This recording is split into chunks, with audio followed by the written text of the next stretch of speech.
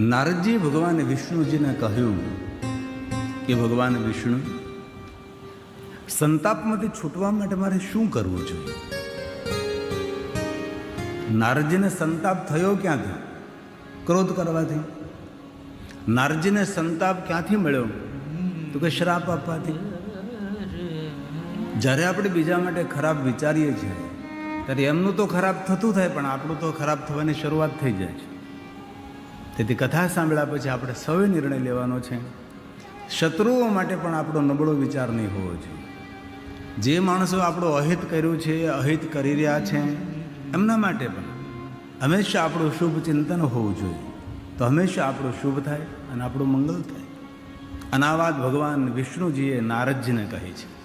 નારદ, આપ તો કેટલા મોટા તપસ્વી છો, આપના તપનો મહિમા કોણ સમજી શકે? પરંતુ નારદ, અભિમાનયુક્ત બની તમે ભગવાન મહાદેવના ગણોનો અનાદર કર્યો, ક્રોધ કરીને તમે શ્રાપ આપ્યો છે.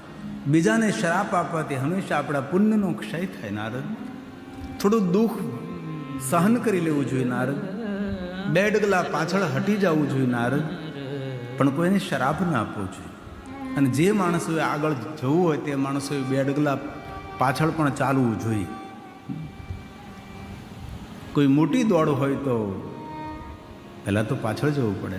આપણે ક્રિકેટ જોયું હોય, પહેલાં બોલરને બોલિંગ કરવાની હોય તો પહેલાં પાછળ ધીમે ધીમે હાલે, પછી દોડીને એ બોલ ફેંકે. જીવનમાં પણ એવું જ છે. અવસર, સમય, સંજોગો જોઈને ક્યારેક 5 ડગલા પાછળ પણ ફરવું જોઈએ. તેથી ભગવાન વિષ્ણુએ કહ્યું કે નારદજી, થોડું મૌન દેવું, થોડું સહન કરી લેવું, પણ શ્રાપ શા માટે? ભગવાન, મને માર્ગદર્શન કરો. ત્યારે કથામાં આપણે કાલે સાંભળ્યું કે ભગવાન વિષ્ણુજીએ નારદજીને કહ્યું કે સંતાપમાંથી છૂટવા માટે પહેલાં તો ભાલમાં ભસ્મનું ત્રિપુંડ કરો. તમારું ચિત્ત, મન વૈરાગ્ય તરફ પ્રયાણ કરશે. ત્યારબાદ ઓમ નમઃ શિવાય મંત્રનો જાપ કરો. નારદજી, તમને શાંતિની અનુભૂતિ થશે. હે નારદજી, તમે રુદ્રાક્ષને ધારણ કરો. તાપત્રય હરમ, જેના ભાલમાં ભસ્મનું ત્રિપુંડ હોય, જેના મુખમાં શિવનામ હોય, જેના કંઠમાં રુદ્રાક્ષ હોય, એ મનુષ્ય સંતાપમાંથી મુક્ત રહે છે. હે નારદ, તમે શ્રાપ આપ્યો, તમારું પુણ્ય જતું રહ્યું છે. ફરી પાછું પુણ્ય મેળવવા માટે હું તમને 3 માર્ગો દેખાડું છું, જ્યાં તમને આનંદ નહીં, પરમ આનંદની અનુભૂતિ થશે. હવે ભગવાન વિષ્ણુજી બીજા 3 માર્ગો દેખાડે છે અને સુંદર ભગવાન વિષ્ણુજી નારદજીને માર્ગદર્શન કરે છે. અને એક શ્લોકમાં 3 વાત કરી છે. નારદજી, હવે તમે શ્રાપ આપ્યું, તમારું પુણ્ય તો જતું રહ્યું છે. તેથી ફરી પુણ્ય મેળવવા માટે આપ મારી વાત ધ્યાનપૂર્વક સાંભળો. અને ભગવાન વિષ્ણુ બોલે છે અને નારદજીને કહે છે,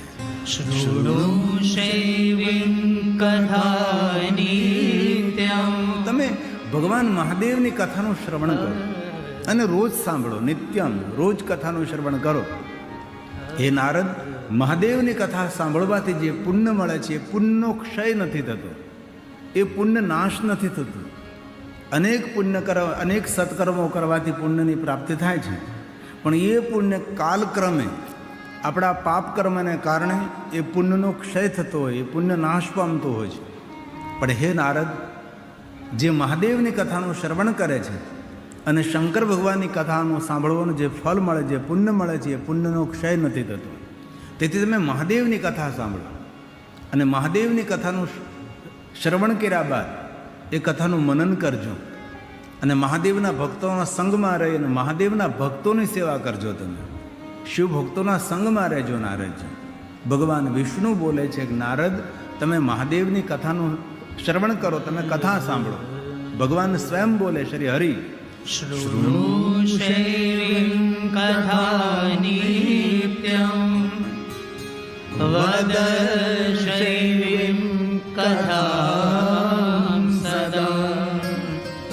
પૂજ્ય સ્વાતિ યત્નેન શિવ ભક્તાન પુનઃ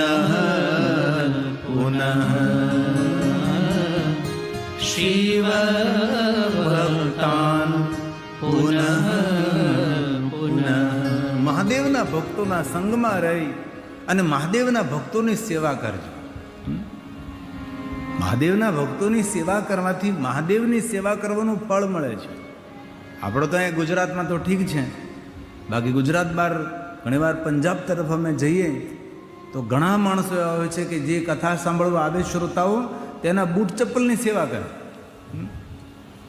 કેટલા એવા મોટા મોટા માણસ, સારા સારા માણસો બૂટ ચપ્પલ સંભાળે અને તેમના બૂટ ચપ્પલ સારી જગ્યાએ મૂકી દે, એમનું ટોકન આપી દે અને પછી જ્યારે કથા પૂર્ણ થયા પછી આપે નંબર, એટલે એના ચપ્પલ ગોતીને પાછા આપે. આવી સેવા કરનારા માણસો છે. આ સેવાનું બહુ જ પુણ્ય મળે છે. ઘણા સમય પહેલાં અમારે છોટા ઉદયપુરમાં કથા હતી. આખું એક યુવાનોનું ગ્રુપ, આટલું મોટું યુવાનોનું એક મંડળ હતું, યુવા મંડળ, એમને આ સેવા સ્વીકારી હતી. જેટલા કથામાં આવે તેવા સૌના બૂટ ચપ્પલ લઈ લે, એમને નંબર આપે, સુંદર થેલીમાં પેક કરી અને એના નંબર પ્રમાણે મૂકી દઈને કથા પૂર્ણ થઈને જાય એટલે એના બૂટ ચપ્પલ પાછા આપે. અને કથામાં આવી ત્યારે મોટામાં મોટો ભય અને આપણું મન આપણા બૂટ ચપ્પલમાં જ હોય. એમાં જેટલા મોંઘા એટલું મન વધારે ત્યાં રહે. ઠહરિયા પહેરીને વાત કે વાંધો ન આવે. આવી સેવા કરવી. આપણું ભગવાન મહાદેવની કથા નિમિત્તે જે ભોજન પ્રસાદની વ્યવસ્થા છે એમાં કેટલા બહેનો બધી સેવા કરે છે. આ જો તમે જુઓ, આ લગભગ છોટા ઉદયપુરનું જ છે. આવી રીતે બોડેલીનું છે, બોડેલી છે, નવું બોડેલી. બોડેલી કરતાં પહેલું બહુ છોટા ઉદયપુરની અંદર બહુ સરસ વ્યવસ્થા હતી. આખો મંડપ બનાવ્યો હતો, નંબર, કારણ કે અહીંયા ઘોડાને કે મેકોનું તેવું ન હોય એટલે તાત્કાલિક વ્યવસ્થા આ રીતે છોકરાઓ કરેલી. અને ઘણી કથામાં કેવું થાય ખબર, આયોજકો વ્યવસ્થા કરે, એક કોથળી આપે, કાળી કોથળી પ્લાસ્ટિકની, એટલે બાર કોથળી લઈને ઊભા રહે, એટલે બૂટ ચપ્પલ કોથળીમાં નાખી દેવાના, કોથળીને પકડીને હારે લઈને જાય. ઘણા તો અહીંયા લઈને ભોગી જાય. આપણને એમ કે કેળા લઈને આવ્યા છે, એમાં બૂટ ચપ્પલ હોય. એના કરતાં આ સારું, કોઈ જગ્યાએ ભગવાનની કથા થતી હોય ને તો યુવાનોએ આવી સેવા સંભાળી લેવી, જેથી કરીને શ્રોતાઓનું મન ભગવાનની કથામાં રહે અને યોગ્ય જગ્યાએ બૂટ ચપ્પલ તેના રહી શકે. તો ભગવાન વિષ્ણુજીએ નારદજીને કહ્યું કે નારદ, મહાદેવના ભક્તોના સંગમાં રહીને મહાદેવના ભક્તોની સેવા કરજો અને મહાદેવની કથાનું શ્રવણ કર્યા બાદ જે તમે કથામાં સાંભળ્યું છે તેને વાગોળજો, તેનું ચિંતન કરજો, તેનું મનન કરજો. આપણે 3 કલાક કથા સાંભળી, 3 કલાક કથાનું શ્રવણ કર્યા પછી આપણા માટે શું શું આપણે અનુસરણ કરી શકીએ એનું ચિંતન તો આપણી પાસે હોવું જોઈએ ને. આ 3 કલાક કથા સાંભળે કે બધું તો યાદ નથી રહેવાનું, પણ કોઈ કોઈ કથાની વાતો એવી હોય કે આપણા જીવનમાં બહુ ઉપયોગી હોય છે. આપણા જીવનમાં એ વાતને વણી લઈએ તો આપણું જીવન બદલી જાય, જીવન પરિવર્તન થઈ જાય. એક દિવસમાં તો ન થાય, પણ ધીરે ધીરે ધીરે આદત પાડીએ. આપણે કથામાં કોઈ ભાઈ થોડું વહેલા ઉઠો તો ધીમે ધીમે વહેલા ઉઠવાની આદત પાડીએ. કથામાં કહ્યું કે ભાઈ થોડુંક વધારે પાણી પીતા રહો, ભોજન ઓછું કરો, પાણી વધારે પીવો તો આપણે ભોજન થોડું ઓછું કરીએ અને પાણી પીવા ઉપર થોડું ધ્યાન આપીએ, કારણ કે શરીરને ભોજન પહેલાં વધારે પાણીની જરૂર છે. પાણી ઓછું પીએ તો શરીરમાં અનેક પ્રકારના રોગ થાય. તે સમયસર પાણી પીવું જોઈએ. ભોજન કર્યા પહેલાં કલાકે પાણી પી લેવું જોઈએ. ભોજન કર્યા બાદ 1 કલાક પછી પાણી પીવું જોઈએ ને પાણી ધીમે ધીમે પીવું જોઈએ અને બેસીને પાણી પીવું, જલપાન કરવું જોઈએ. આવા બધા નિયમોનું અનુસરણ કરવું. પ્રદૂષણ ન ફેલાય, પર્યાવરણ શુદ્ધ રહે, કોઈ જગ્યાએ કોઈ પ્લાસ્ટિક ન સળગાવે, મોટા મોટા અવાજથી ફટાકડા ન ફોડીએ, જોર જોરથી ડીજે સાઉન્ડ ન વગાડીએ, પક્ષીઓ બધાય એ અવાજથી મરી જાય, પક્ષીઓના ઈંડાઓ ફૂટી જાય. આજે મને બપોરે એક ભોજન કરતાં કરતાં એક વાત યાદ આવી કે ઘણી બહેનોને એવી આદત હોય છે કે જ્યારે રોટલી બનાવે પછી રોટલીને ફૂલાવવા માટે પેલી તાવડી કે લોઢી નીચે લઈ જાય અને સીધી ગેસ ઉપર રોટલીને ફૂલાવે. લગભગ ઘણી બહેનો આવું કરતી હોય છે રોટલી ફૂલાવવા માટે. લગભગ બહેનોને હવે આદત હોય છે. પહેલાં તાવડી ઉપર કે લોઢી ઉપર આમ રોટલી આમ બરાબર પાકી જાય પછી સીપીએથી પકડે, ઉંદરડું પકડે એમ, અને પછી તાવડી લઈ લે આમ અને પછી ડાયરેક્ટ ગેસ ઉપર આમ રોટલીને ફૂલાવે. એ કોઈ દિવસ ના ફૂલાવે. એ જે ગેસ છે તેનો ધુમાડો છે ને એ માણસને હોજરીનું કેન્સર કરે. ભૂલથી પણ આવું ન કરવું. દરેક બહેનોને પણ આ સંદેશ આપજો. કેટલા મોટા મોટા લેખ આવે આના પર, કેવી રીતના રસોઈ બનાવે. જગભગ બહેનો આવું બધું કરતી હોય. અગ્નિ ઉપર બરોબર છે, આપણે ચૂલો હોય ને દેતવા થયો હોય એની અંદર તમે રોટલી ફૂલાવો વસ્તુ અલગ છે. બાકી ગેસ ઉપર જ્યારે તમે રોટલી મૂકો ત્યારે ગેસનો એક ધુમાડો હોય છે, એમાં ભયંકર ઝેર હોય છે. અને એ બધું રોટલી સાથે લાગી જાય અને આપણે પેટમાં જતું હોય. અને આપણે કોઈ પણ વ્યસન ન હોય, આપણે ન તમાકુ ખાતા હોય, ન કાંઈ બીજું આડું કાંઈ કરતા હોય, તો પણ માણસોને પેટના કેન્સરો થાય. તેનું કારણ કયું છે? કારણ એ છે એ ગેસનો ધુમાડો. પછી સફેદ ગોળ ભૂલથી ન ખાવો. વ્હાઇટ ગોળમાં પોઈઝન હોય છે. દેશી ગોળ, કાળો ગોળ કોઈ પણ કેમિકલ મિશ્રિત ન કર્યું હોય. હમણાં અમારો એક કાર્યક્રમ હતો, અમારી બાજુમાં કૃષ્ણગઢ ગામ છે, અમારે ડૉક્ટર સંજયભાઈ ત્યાં આપણા ગુજરાતના રાજ્યપાલ શ્રી આવ્યા હતા, દેવવ્રત સાહેબ આચાર્ય શ્રી. તો એમને પ્રાકૃતિક ખેતી ઉપર ખૂબ મોટું પ્રવચન આપ્યું હતું. ઓર્ગેનિક ખેતી નહીં, પ્રાકૃતિક, જે તેની રીતે થાય. કોઈ તેની માવજત કરવામાં ના આવે ને એની રીતે થાય. એ દેવવ્રત સાહેબે બહુ સુંદર સૌને ખેડૂતોને માર્ગદર્શન આપ્યું હતું. અને આ ડૉક્ટર સંજય અમારા ખાસ મિત્ર છે, અમદાવાદ રહે છે, તેનું ગામ કૃષ્ણગઢ છે. અને બહુ ક્રાંતિકારી વિચારવાળો માણસ અને બહુ અતિ ભણેલા માણસ છે. ક્લાસ 1 ઓફિસર, નોકરી મળી ગઈ હતી પણ નોકરી છોડી દીધી. અને ખૂબ સારો બિઝનેસ કરે છે. એ ગામના વિકાસ માટે આ ડૉક્ટર સંજયભાઈ પટેલે 25 કરોડ રૂપિયાનું યોગદાન આપ્યું. આ એકલા માણસ ગામના વિકાસ માટે, સુંદર ગામને શણગારવા માટે આ એકલા માણસ એટલા પૈસા આપ્યા. એ કાર્યક્રમની અંદર મને જવાનો અવસર પ્રાપ્ત થયો હતો. અને આ દેવવ્રત સાહેબે પ્રાકૃતિક ખેતી ઉપર ઘણું બધું પ્રવચન આપ્યું હતું. જે આપણે દવાઓ, ઇન્જેક્શનો આપણે દઈએ છીએ. રીંગણું સાંજે અવળું હોય, ઇન્જેક્શન મારે સવારે અવળું રીંગણું થઈ જાય. કેટલા મોટા મોટા રીંગણા, આ બધું આપણે નુકસાન કરે છે. તેથી ઓર્ગેનિક ખેતી, પ્રાકૃતિક ખેતી ઉપર આપણે ભાર આપે. થોડું ઓછું થાય શાકભાજી, પણ સૌ માટે લાભકારક હોય. દરેક માટે શાકભાજી ઔષધિ બને એવા પ્રયાસો આપણે સૌ કરશું તો. બાકી તો ધીરે ધીરે ધીરે પ્રજા નષ્ટ થઈ જશે. ધીમે ધીમે આયુષ્ય ઓછી થઈ જશે. માણસોની સંખ્યા ઓછી થવા લાગશે. તેથી દરેક માણસે આ વસ્તુ ઉપર ખૂબ ધ્યાન આપવું જોઈએ. તો તેનું મનન કરવું, ચિંતન કરવું. ભાઈ કથા 3 કલાક સાંભળ્યો, આપણે શું સાંભળ્યું, શું આપણે અનુસરણ કરી શકીએ, લોકોને કઈ કઈ પ્રેરણાઓ આપણે આપી શકીએ. આ બધી વસ્તુ યાદ રાખી લોકોને સંદેશ ફેલાવે. કથાનું ચિંતન કરવું, કથાનું મનન કરવું. અને કથા સાંભળવી એ પહેલી ભક્તિ છે. કોઈ એમ કહે કે જપ, તપ, સાધના, અનુષ્ઠાન, ઉપાસના, પૂજા, અર્ચન, તીર્થ, યાત્રા, યજ્ઞ, યાગાદિ જરૂર, એ બધું જ કરવું જરૂરી છે. પણ તેના કરતાં પહેલાં ભગવાનની કથા સાંભળવી. કોઈ મનુષ્ય એમ કહે કે મારે ભક્તિ માર્ગમાં પ્રવેશ કરવો છે તો શું કરવું જોઈએ? તો એને આદરપૂર્વક કહેવું જોઈએ કે તમે ભગવાનની કથાનું શ્રવણ કરો. ભગવાનની કથા સાંભળવાથી આપણા હૃદયમાં ભગવાનની ભક્તિનું બીજ અંકુરિત થાય. અને ધીરે ધીરે ભગવાન તરફ આપણો પ્રેમ વધે, ભગવાન તરફ ભક્તિ વધે, સત્કર્મો કરવા માટે આપણું મન પ્રેરિત થાય. તેથી આપણી નવધા ભક્તિમાં પહેલી ભક્તિ એ કથા સાંભળવી, કથા શ્રવણ કરવું. આ ભગવાન વ્યાસજી બોલે છે, શ્રોત્રેણ શ્રવણમ તસ્ય વચસા કીર્તનમ તથા. વાણીથી કીર્તન કરવું, કાનથી કથાનું શ્રવણ કરવું અને વાણીથી કીર્તન કરવું. કીર્તન એટલે તમે કડતાલ લઈને બેસી જાઓ, એ તો કીર્તન છે જ.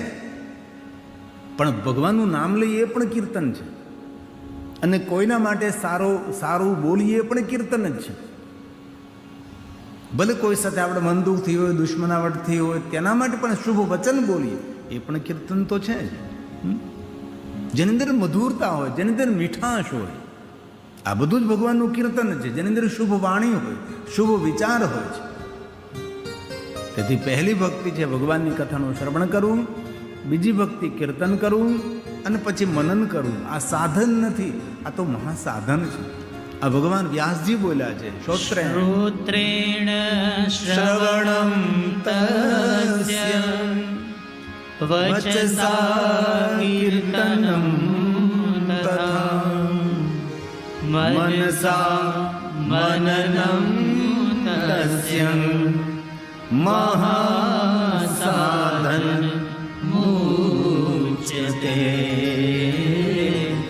મહાસાધન મુચ્યતે. ભગવાનની કથા સાંભળવી. તેથી ઋષિમુનિઓ નિરંતર ભગવાનને કહે કે હે દેવતાઓ, એવો અવસર આપો કે અમને સુંદર સુંદર ભગવત કથાઓ સાંભળવાનો અવસર મળે. કોઈની દિવાલ ઉપર સુંદર સૂત્ર લખેલું હોય તો એ સૂત્ર પણ માનવ માટે પ્રેરણા બની જાય છે. ભદ્રમ કર્ણેભિઃ શૃણુયામ દેવા. ભગવાન, હે દેવતાઓ, અમારા સૌ ઉપર કૃપા કરો. અમને કોઈ દિવસ અભદ્ર સાંભળવા ન મળે. અમને ભદ્ર ભદ્ર શ્રેષ્ઠ શ્રેષ્ઠ વાતો સાંભળવા મળે. અને જીવન માર્ગમાં કોઈ મળે ને તો તને બે સારી વાતો સંભળાવે. કોઈની ગંદી વાત હોય, કોઈની ગંદી વાતની અફવા ફેલાતી, એવી વાત કોઈને નહીં પહોંચાડે. અને તમારા મોબાઈલમાં એવો કોઈ સંદેશ આવે ને તો ત્યાં ડિલીટ કરી નાખો. એ ફોરવર્ડ કરવાની જરૂર નથી. સારી વસ્તુનું વાવેતર કરો તો સારું ઉગશે સમાજની અંદર. તેથી સારી વાતો કરો, હંમેશા સારા વિચારો કરો, સારા સંદેશ ફેલાવો.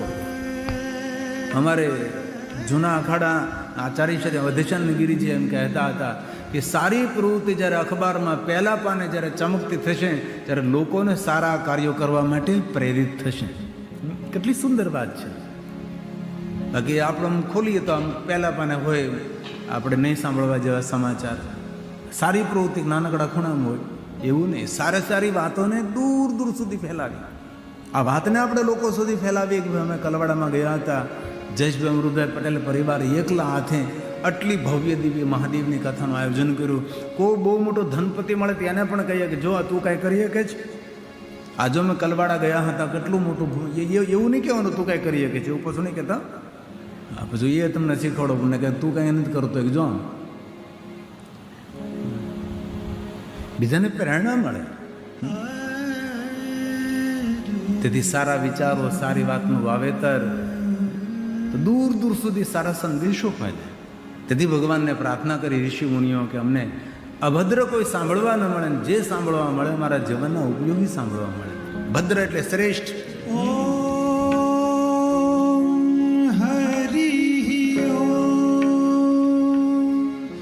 ભદ્રમ કર્ણેભિઃ શૃણુયામ દેવા. ભદ્રં પશ્યેમાક્ષભિર્જત્રા. સ્થિરૈરङ्गैस्तुष्टुवापुंसस्तनो વીર્યશેમહિ દેવહિतं જદાયુ. હરિ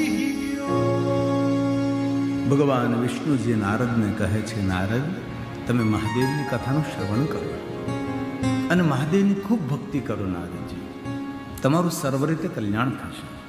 અને જે ભગવાન મહાદેવની ભક્તિ કરે છે, મહાદેવને યાદ કરે, તે જન્મ ભાજ ખલો, તેનો જન્મ લેવો સફળ છે. પછી કોઈ પણ જાતિ ના હોય, કોઈ પણ જ્ઞાતિ ના હોય, કોઈ પણ વર્ણ ના હોય, કોઈ પણ દેશ ના હોય, કોઈ પણ દેશ ના હોય, જે મનુષ્ય મહાદેવની ભક્તિ કરે છે એ મનુષ્યનું જીવન સફળ છે. અને જીવનમાં અડચણો તો આવે છે. દરેકના જીવનમાં કોઈને કોઈ રૂકાવટ આવે, કોઈને કોઈ દુઃખ આવે, આવતું જ રહે છે. પણ જેની પાસે ભગવાનની ભક્તિ હોય છે તેના દુઃખો ધીરે ધીરે પાર થઈ જાય છે. ભગવાન આપણને દુઃખ સહન કરવાની પણ શક્તિ આપે. ભગવાન અવરોધ વિરોધને પાર કરવાની પણ ભગવાન આપણને શક્તિ આપે. તેથી ભગવાનનું ભજન ખૂબ કરવું. હાલતા ચાલતા, બેસતા, ઉઠતા, ખાતા, પીતા, ઊંઘતા, જાગતા આપણે જીવવા પર ભગવાન મહાદેવનું નામ રહેવું જોઈએ. આપણા ચિંતનમાં ભગવાન મહાદેવ રહેવા જોઈએ. આપણા ચિંતનમાં સૌ માટે કલ્યાણનો ભાવ રહેવો જોઈએ.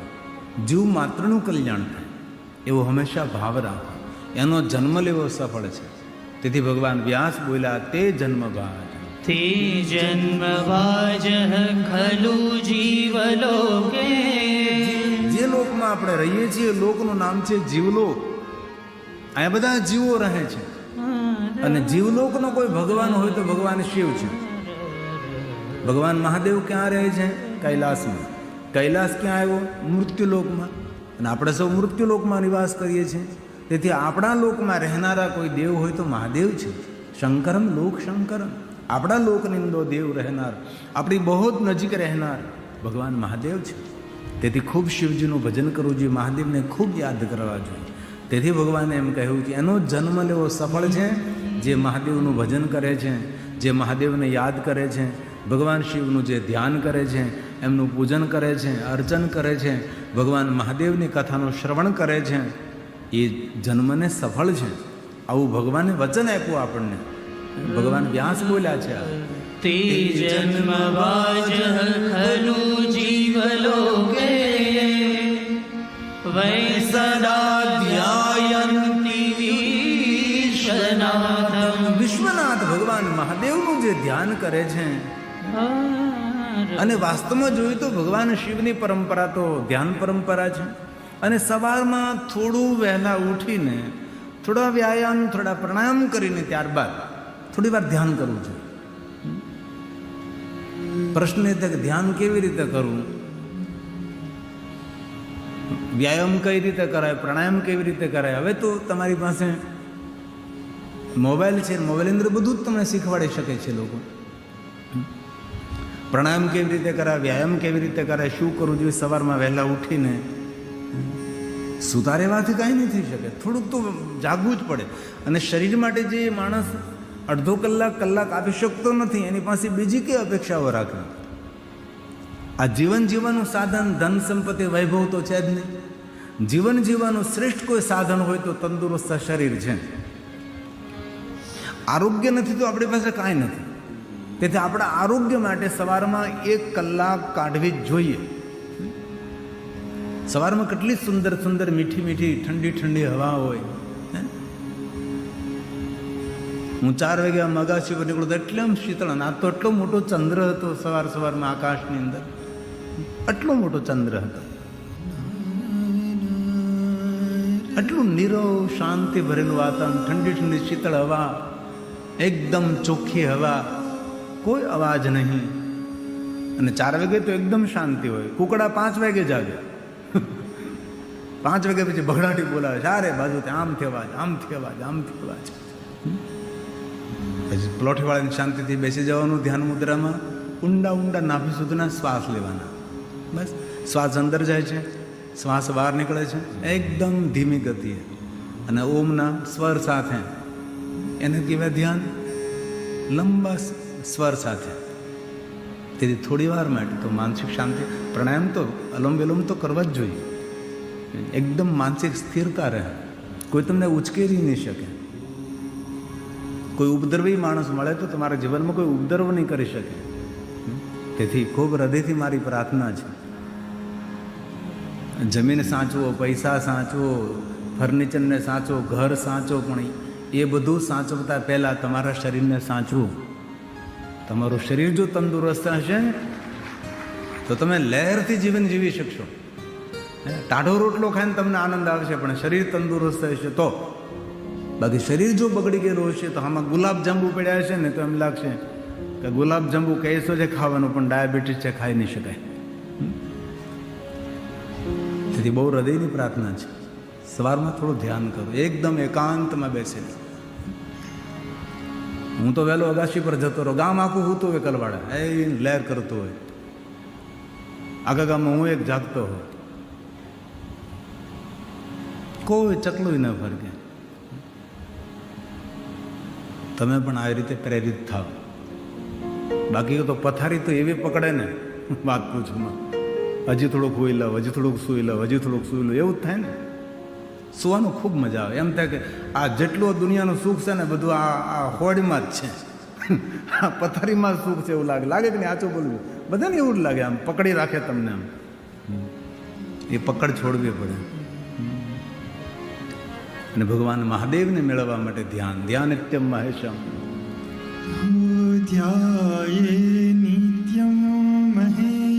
ભગવાન શિવજી ધ્યાનસ્થ રહે છે. મહાદેવનો મોટો સંદેશ છે ધ્યાન.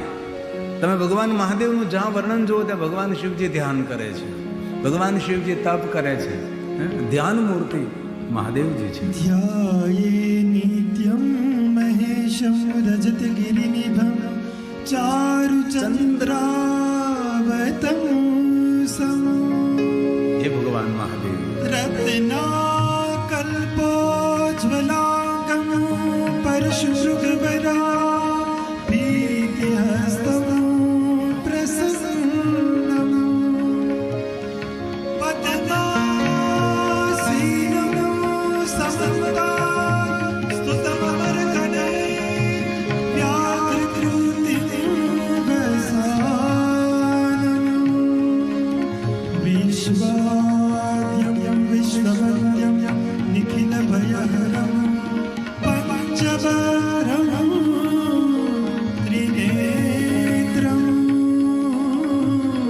પંચભદ્રમ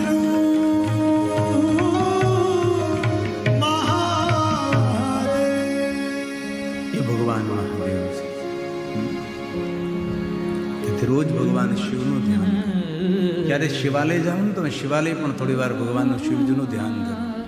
શિવલિંગની સામે એક દ્રષ્ટિથી ભગવાન મહાદેવને સામે જોવાનું, અને જેટલી પલક ઓછી ચાલે ને એટલા વિચારો પણ ઓછા આવે. જે લોકો આંખો પટપટ પટપટ કર્યા કરતા ને એને વિચારો બહુ આવતા હોય. આંખો ઓળખાણ છે આપણે, એટલે જેટલી આંખો ખુલ્લી રાખો એટલા વિચારો ઓછા આવે.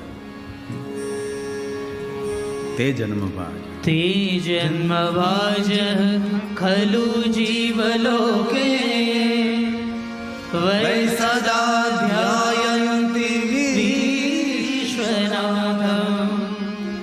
વાણી ગુણાન સ્તુતિ કથા શૃણોતિ શ્રોત્રમુદ્વયં તે ભવમુતરંતિ શ્રોત્રમુદ્વયં તે ભવમુતરંતિ. એ મનુષ્ય ભાવ પાર કરી જાય છે. કોણ? મહાદેવની જે સ્તુતિ કરે છે, ભગવાન શિવજીના જે ગુણગાન ગાય છે, ભગવાન શિવજીનું જે ધ્યાન ધરે છે, એ મનુષ્ય ભાવ પાર ઉતરે છે. શિવ કોણ છે? શિવ વિશ્વના ઈશ્વર છે, વિશ્વનાથ છે. અને આપણે સૌ જાણીએ છીએ પૂરા વિશ્વમાં એક જ મહાદેવજી એવા છે જેને આપણે વિશ્વનાથ કહીએ, વિશ્વપતિ કહીએ, વિશ્વ સર્જક કહીએ, વિશ્વ પોષક કહીએ છીએ. વિશ્વના પરાવરણ પણ છે, વિશ્વના મધ્ય પણ છે, અને વિશ્વના અંત પણ છે. તેથી ભગવાનને આપણે વિશ્વનાથ કહીએ છીએ. વિશ્વ વિધાતા છે, આ જગતના ઘડનારા, જગતની રચના કરનારા ભગવાન સ્વયં શિવ છે. તેથી મહાદેવને આપણે વિશ્વનાથ કહીએ છીએ. વિશ્વનાથ ભગવાન શિવ આપણું જ્યોતિર્લિંગ છે. કાશી વિશ્વનાથ વિશ્વેશ્વર છે, અને ભગવાન શિવને આપણે ઈશ્વર કહીએ છીએ ને. અન્ય કોઈ દેવતાઓને ઈશ્વર તરીકે આપણે નથી કહેતા. જેની પાસે પૂરા બ્રહ્માંડનું ઐશ્વર્ય છે એટલે તેને ઈશ્વર કહીએ આપણે ને. જે વિશ્વનાથ છે, વિશ્વપતિ છે, વિશ્વ વિધાતા છે, આપણા સૌના લેખ લખનાર છે, આપણા સૌના લેખ બદલનાર પણ છે, આપણા સૌનું ભાગ્ય ખોલનારા ભગવાન મહાદેવ છે. તેથી તમે પ્રારંભ તો કરો ભગવાન મહાદેવનું ભજન કરવાનું. ધીરે ધીરે ધીરે ભજનની સંખ્યા વધશે, ભજનનું બળ વધશે, તમને પોતાને સ્વયંની અનુભૂતિ થશે. કંઈક જીવનમાં નવું થઈ રહ્યું છે, કંઈક નવી અનુભૂતિ થઈ રહી છે. વ્યર્થ વિચારો કરવા, વ્યર્થ વાતો કરો, વ્યર્થ પ્રવૃત્તિ કરવી, તેના કરતાં તો ભગવાનનું ભજન ન કરીએ. દરેક યુવાન ભાઈઓ બહેનોએ સવારમાં થોડો સમય પોતાની જાતને આપવો જોઈએ. બધો જ જીવનનો સમય બીજાને આપવાની જરૂર નથી.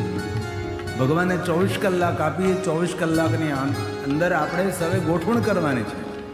ભાઈ 1 કલાક સમાજને આપીએ, 1 કલાક આપણા હોમવર્કને આપીએ, 1 કલાક આપણા શરીરને આપીએ, 1 કલાક ભોજનમાં આપીએ.